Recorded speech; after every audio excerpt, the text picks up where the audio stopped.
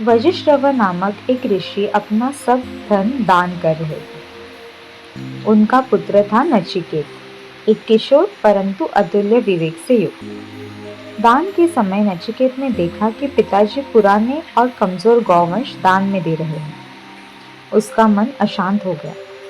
उसने पिताजी से कहा, पिताश्री, मुझे भी दान कर दीजिए। मैं किसको दान में जाऊं?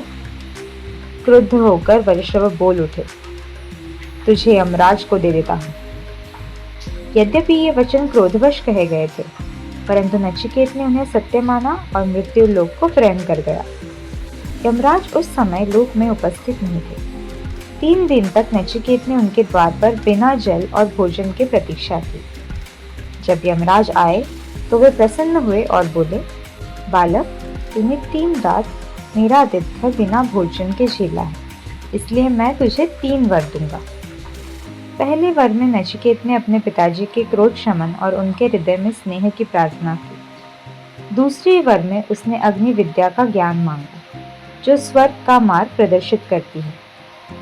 तब यमराज बोले, तृतीय वर मांगो बालक। नचिकेत ने साहस से कहा, मुझे मृत्यु के बाद की सत्य गति का ज्ञान चाहिए। क्या आत्मा अमर है या नष्ट हो जाती है? यमराज घबरा गए। उन्होंने बहुत समझाया, बालक, सोना, राज्य, पुत्र, कन्या सब मांग लो, परंतु ये प्रश्न मत करो। नचिकेत दृढ़ रहे, नहीं, मुझे तो यही ज्ञान चाहिए। अंततः यमराज ने ज्ञान प्रदान किया। आत्मा न कभी जन्मी है न कभी मरती है। ये नित्य, शाश्वत और अमर है। शरीर की मृत्यु हो सकती है, पर आत्मा अक्षय है। जो इस सत्य को जान लेता है, उसे कभी भय नहीं रहता। सच्चा ज्ञान वही है जो भय को मिटा दे। जो आत्मा को समझ ले, उसके लिए मृत्यु भी केवल एक द्वार बन जाती है।